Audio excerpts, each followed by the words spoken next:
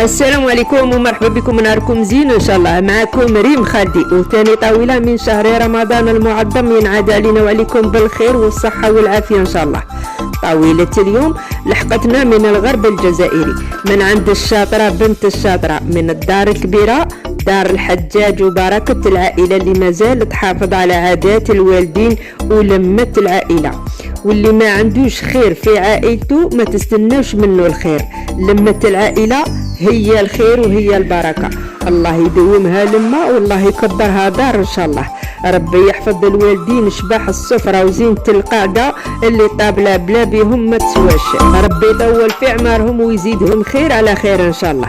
ادعو لهم ربي يشافيهم ويبارك في صحتهم، وربي يبارك في اللي صورت لنا وبحثت لنا الطابله وعيشتنا الاجواء الرائعه كما راكم تشوفوا في الصور. يعطيك الف صحه، كفيتي وفيتي، صحيتي بزاف على الطابله نتاع اليوم. ربي يرزق البركه ان شاء الله.